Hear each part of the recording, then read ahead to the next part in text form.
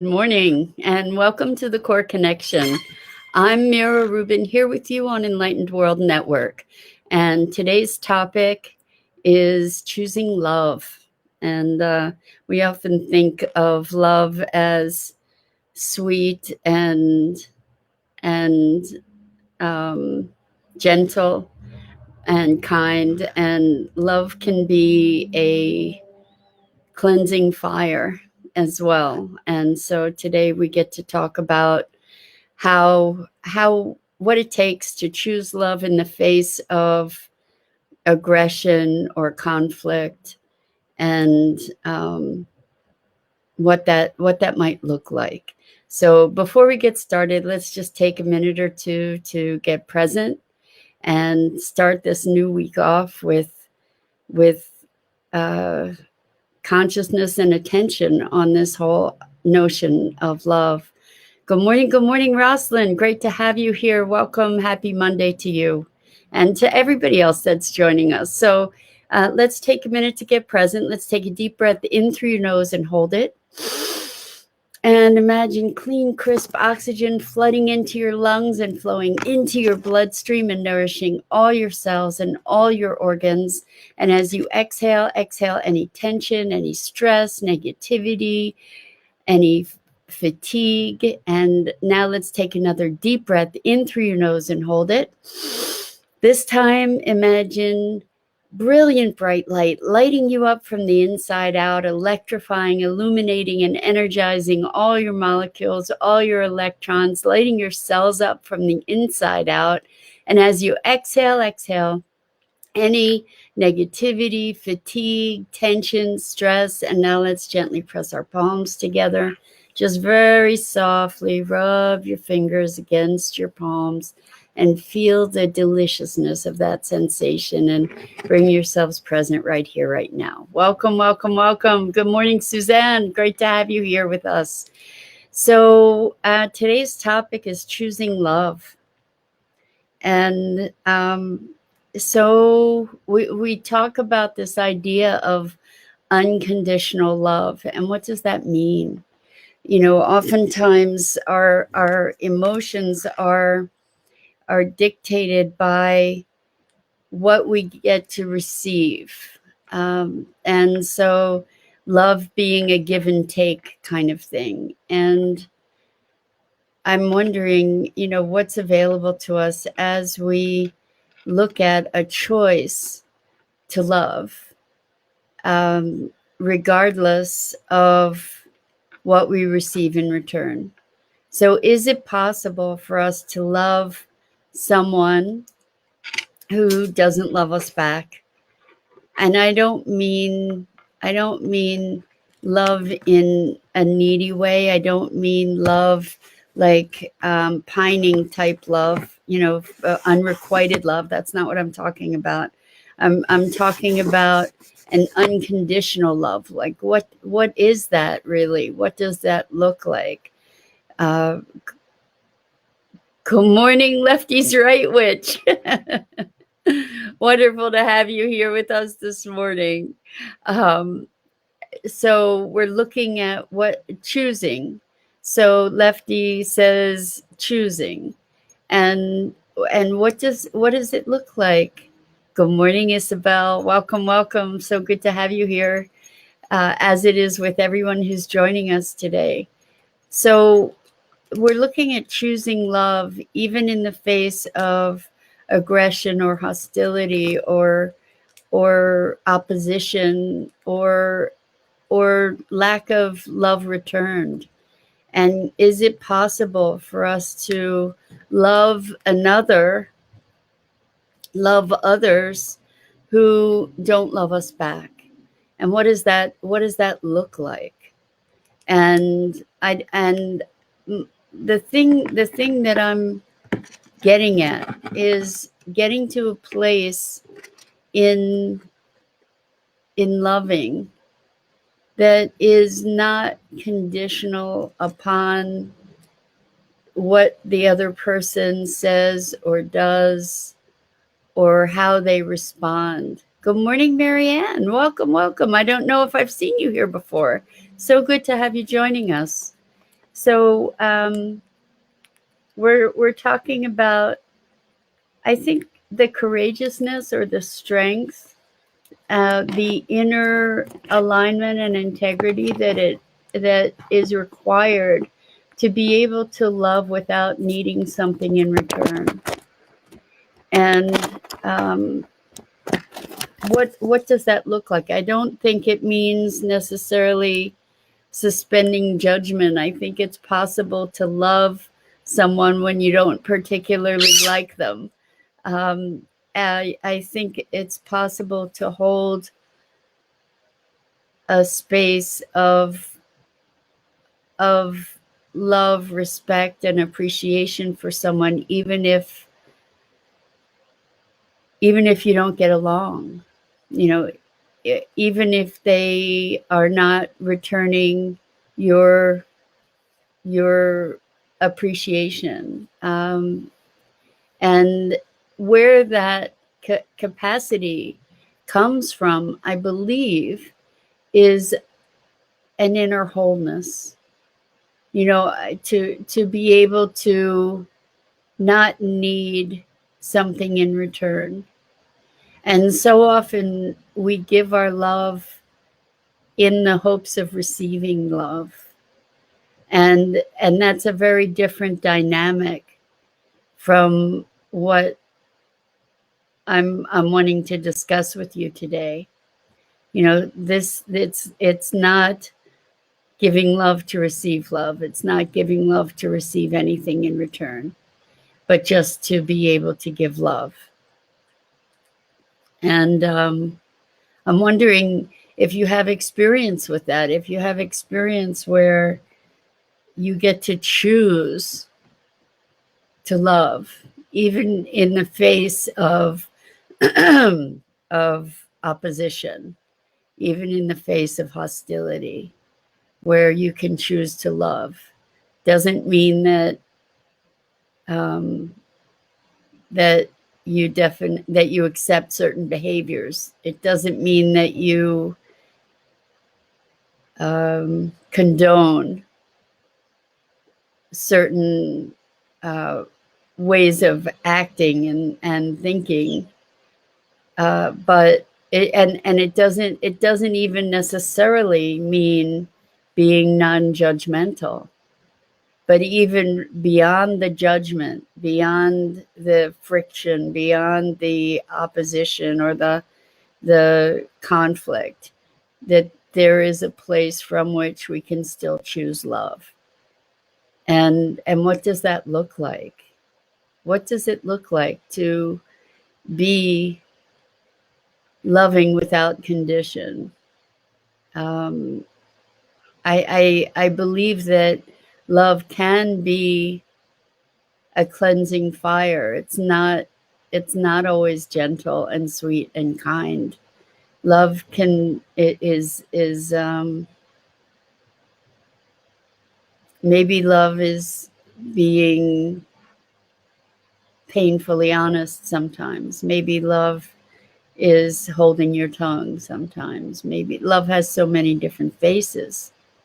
So I'm wondering what you guys have to say in response to this, or in thinking about this question or these multiple questions.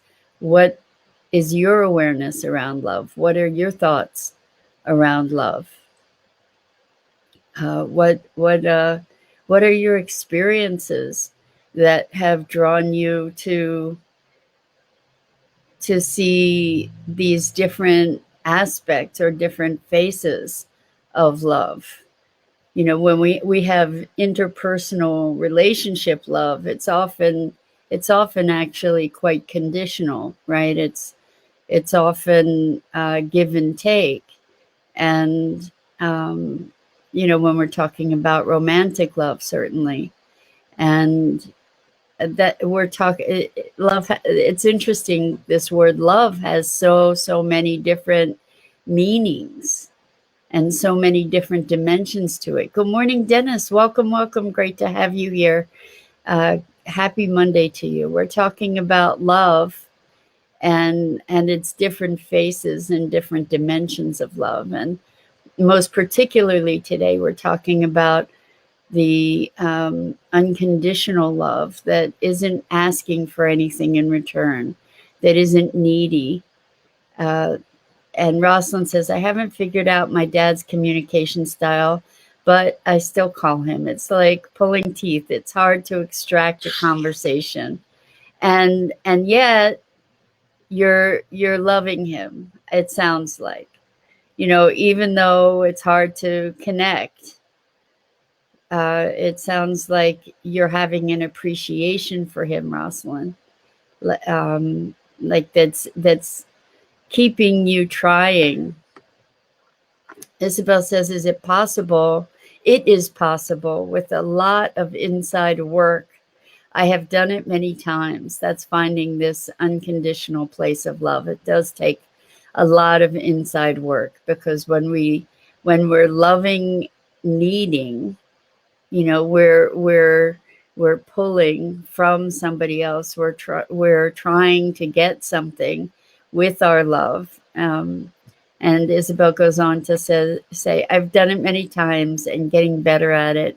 Yes, the trick is love, no matter what, in a sense, not expecting anything from others. I can do it feeling in God's light energy to give me the strength to be able to love and not expect anything back. Yes, so it's interesting. I'm not Christian, but I'm just remembering recently I came across something that was talking about Jesus talking about if someone slaps you on the cheek, then turn the other cheek. And I'm not for putting ourselves in abusive situations, and potentially that is descriptive of what could be an abusive situation. But I think what that's ultimately speaking of is the constancy of this unconditional love, the constancy to say, you don't have to stay and take abuse, but there's still the capacity, there's still the capability, still the potential to hold to that love. And it doesn't mean putting yourself in the lion's den necessarily. I think it's possible to extract yourself from dangerous or abusive circumstances and still hold love. And this is not it's not an emotional love. I guess that's kind of the distinction that I'm observing. I don't know if you'll agree or not, but it's not an emotional love. It's not driven by condition or circumstance. It's not, it's just a choice. I love because I say so. I love you because I say so. And what does that mean? It means having some compassionate understanding for your behavior, perhaps. It doesn't mean necessarily accepting that behavior. It doesn't necessarily mean accepting abuse. It shouldn't mean accepting abuse. Suzanne says, loving on my daughter is like loving a cactus, LOL. Very prickly at times, but I love her no matter what. That's so beautiful, Suzanne. To be constant in that love, to know that, you can love somebody even if you don't like them. Isabel says, it makes total sense to me. It makes sense to me, totally. That's awesome. Thank you, Isabel. So, yeah, we've heard of tough love around people that have abusive or self-abusive behaviors. And so another phrase is just popping in my head. You have to be cruel to be kind. I don't know if that's true. I think there may be instances where that's true. when we shine the brilliant light of love, sometimes it can be blinding. And yeah, I'm wrestling with this. I think so many of us wrestle with this in the context of family and community and culture and friends and relatives. You know, like uh, I think that there is a way to be have that love and that compassion while at the same time not even necessarily being in um, a social relationship potentially. You know, we can have love and appreciation for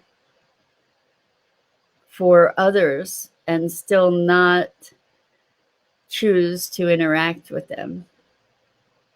So Isabel says, absolutely not. Earlier years, I used to accept the abuse out of fear. Exactly. Fear of losing their love, right? So not anymore. So you make a lot of sense. Learn to love without emotion. I think that love can be just purely a choice. And I know that in the past, I too would accept abuse because I was fearful of losing love. And now at a place of greater integration, greater self-alignment, I can have the ability, and it may not always be constant either, but I can access the ability and the choice to love regardless. And that's it's a very different place. It's not driven by emotion. Isabel says not allowing anymore to let it get inside. Yes, the abuse or the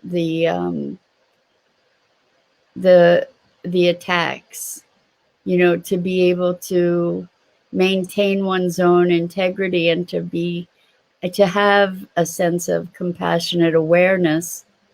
Rafaela, welcome, welcome. I don't believe I've seen you here.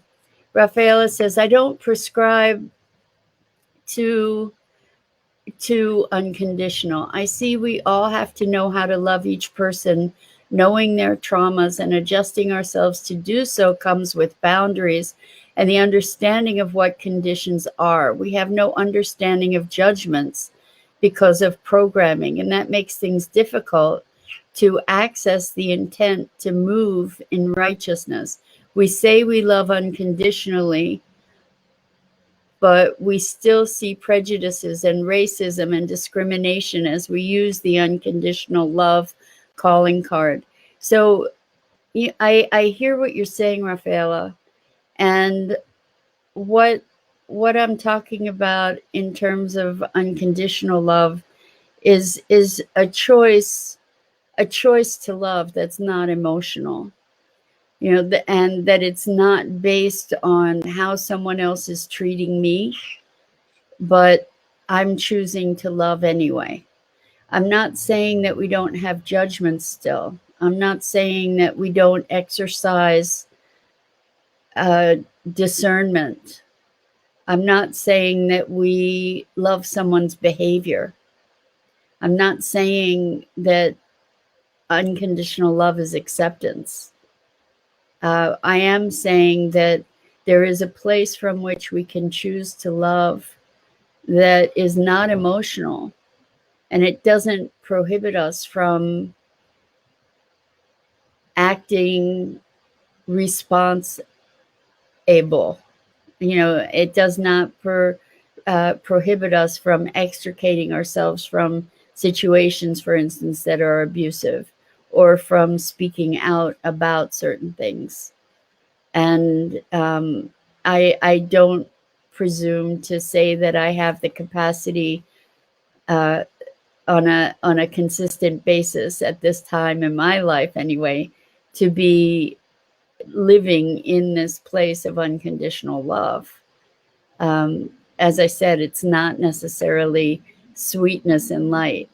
Um, Hari, welcome, welcome, welcome. So good to have you here with your wonderful, wonderful emojis and icons.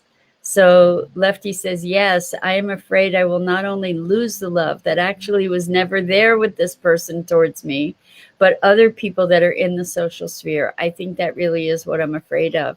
And so what it is you're afraid of losing isn't really love, is my take on that. What it is losing the affiliation, you losing the connection, losing the relationship. That's kind of what I'm thinking is, like in my family, love was very conditional. And so at any moment the rug could be pulled out from under, and I would be exiled, so to speak. And that fear of that loss, the fear of that exile would allow me, or out of fear of that exile, I would censor myself, or I would put up with behaviors that I might not otherwise have endured, and situations that I might not otherwise have endured if I weren't afraid of losing that relationship, or afraid of the consequences, in terms of not love, but support, or um, social consequences. But that's not love. Those things aren't love. So I think that when the way that we use the word love is, it covers so many different, vastly different experiences, vastly different situations and circumstances. And the love that I'm talking about here is the choice to love. It doesn't mean making yourself vulnerable necessarily. So Isabel says, sure, it is a continuing inside work. At times we still fall back, but if we're conscious about it, we get back on our track of self-respect and love. And I think, Isabel, you hit on the key there, that there's a place of self-respect and wholeness when there is an inner integrity, inner alignment, and inner strength. Then the onslaught from the externals is not able to have the same kind of impact. And we need less from outside, right? We don't need the approval. We don't need the appreciation. It would be nice. It's always nice, but we don't need that. And we don't need that as a condition for our loving. And I think it's sort of a new awareness, or a dawning awareness, for me anyway, is to be able to be making these distinctions and recognizing them, and looking to see how that aligns or doesn't align with behavior, my behavior, and the behavior of others. So Lefty says, I'm afraid of losing relationships with others that are associated, and I'm already being exited, I'm thinking, or exiled. That's what you're saying, exiled in some ways. Hurts more because this is a spiritual level thing. So understand that especially in groups that are supposed to be more conscious and more elevated, I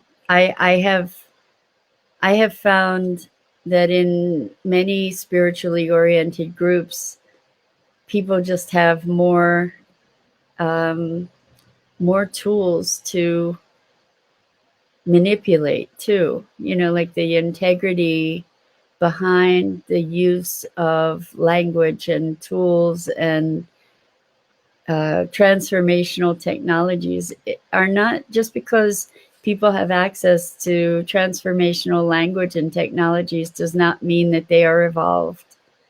It does not mean that they have that inner integrity and alignment. And I've seen some of the worst manipulations I've ever seen in quote unquote conscious communities.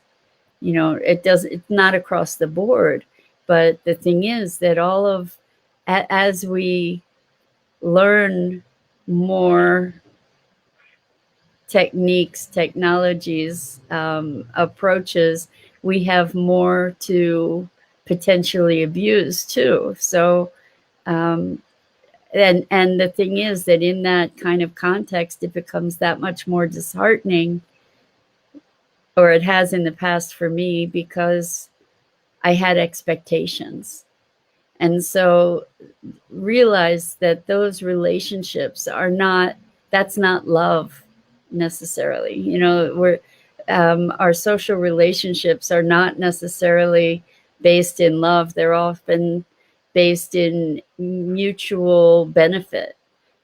So as we see the benefit, then it's an exchange in so many ways, maybe not consciously or deliberately. Maybe we feel a great affinity with others. But again, that affinity and the emotional fulfillment that can occur in those kinds of contexts. We say we love one another. It's not the same as what I'm talking about today. What I'm talking about today is the choice to love. And it doesn't mean that you maintain relationship with those people even. So Isabel says, yes, I hear you. Went through same in my family, Mira. The choice of self-love and respect. So again, thank you for that, Isabel, because it is in our ability to love ourselves and to have that integrated alignment within ourselves, that wholeness, that then the neediness that we have in so many give and take social type emotional relationships, that neediness is mitigated. The neediness isn't at play. There's no longer that neediness. It's a choice. And I think it's an incredibly powerful choice. I'm not saying it's an easy choice. So Suzanne says, I started letting go of toxic relationships. Now I'm consciously filling that space with non-toxic relationships. Congratulations, Suzanne. That is huge. Setting boundaries out of love for myself. Perfect. That's beautiful. And as we become more whole, we need less from others. Now, that's not to say, like in a romantic relationship, you want to have that give and take. That is what a social relationship is. I think that the concept that I'm playing with today is love beyond relationship. So there's a capacity to love others, like to choose to love, to choose to, what does it mean?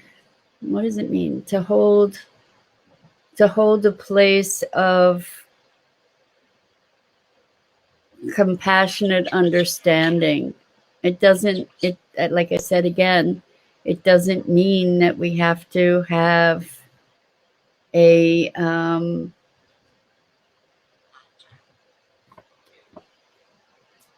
relationship, like an ongoing relationship. So Isabel says, Yes, I agree. That's why I have a hard time with fitting in groups, because one thing one thing is what they say, one thing is what they say, others are their actions, sometimes very hidden, but is there the discrimination? Yeah, I agree. So within groups, there are cliques. There's this balance of social capital, so to speak, that shifts and changes. And again, even when people talk about love or being loving, it's really not always um, in play. It's really not always present in these kinds of circumstances. Lefty says, I guess just send love and move on. Take myself out of the immediate situation and grow better relationships elsewhere. Exactly. Exactly. And sometimes we don't have the ability to extricate ourselves from our relationships that are not that wholesome. And we get to shift our engagement, and at the same time, it's possible to, again, choose love. What does that look like? It looks like maybe having a compassionate understanding, so that there's some, maybe blame is removed. Uh, but that doesn't mean you go blind to the dangers, for example, or the dynamics. You don't, being choosing love is not the um, is not excusing necessarily. Understanding why someone behaves a certain way doesn't mean that you have to accept it. Doesn't mean that that is acceptable behavior. You may not be able to change it, but it doesn't mean that you need to subject yourself. It doesn't mean that you can't establish boundaries. Deanna, welcome, welcome. I don't believe I've seen you here before. It's wonderful to have you here. We've been talking today about love and choosing love, from a place that is beyond circumstance, like beyond saying, I'm going to love you if you act like this with me, and I'm not going to love you if you don't. But that there's a level of love beyond emotion, and that we actually can choose it. Now, do you want an intimate relationship where behaviors aren't considered? No. No, an intimate relationship, ideally, especially if you're choosing a partner, for example, it's a give and a take. uh, and there is an exchange. Relationships are an exchange, but what I'm talking about here is another level of choosing love. So Isabel says, I've grown up having to please others and never to take care of my feelings or interests, so the process is reversing it all. Isabel, I felt very much the same. Always challenged as to whether to be bowing to the demands and needs of others at my expense, or asserting myself. And oftentimes, my assertion of myself, it was hostile and angry, because I didn't have the inside integrity to just be able to love myself enough. I felt like I had to fight for myself, rather than just to love myself enough to be be respectful of my own needs. And I didn't know how to do that. It wasn't even a concept for me at that time, where I felt like I had to fight for myself. And yeah. So Elaine, so glad to see you here. Welcome, welcome. I was wondering if you were going to chime in. Also, be well to see why this reflection is here to show me something about myself. Once I see why I am looking at this, it is completely and no longer a need. Beautiful, beautiful, beautiful, Elaine. Exactly. that all of what we experience in life is reflecting ourselves back to us in a certain way. And Isabel says, yes, yes, yes, me neither. And Diana says, I was here weeks ago, if you can recall. I was born. Thank you. I'm sorry, Diana, for not remembering. And thank you for reminding me. I'm so glad that you're back with us. I was born with precautions which continue. Yes, unconditional divine love, unionship is a balance of honoring self and the other person by having conversations with each other to come to a mutual agreement. I think that that is true in the context, especially of emotional love, and where we do a dance with one another to say what is, precognitive visions. Okay, not precautions, precognitive visions. Now I remember that, Diana. Thank you for reminding me. Um, and I'd love to hear more of your story. Uh, maybe we can have a conversation, because having that level of awareness in a world that doesn't recognize such things as possible for the most part had to be an extreme challenge growing up. So I'm very, very curious about these precognitive visions. Anyway, I think I so appreciate, I always tell you this, but it's so true. I so appreciate the contributions that each of you make to this conversation. You enrich me and you enrich the conversation for everyone. And I so deeply appreciate you for that, and for sharing in this time with me to be exploring these ideas. And so I'm just very, very, very grateful. And I think I'll call it a day today. I'm Mira Rubin. This is Maggie, if you haven't met her before, buried under my collar here. And we go live each weekday morning at 9 a.m. Eastern on the Enlightened World Network Facebook page. And I invite you to check out the other amazing programming on the Enlightened World Network channels. There's One with the Earth, there's Enlightened World Living, Enlightened World Network. And until next time, so much love to you. Let's choose love.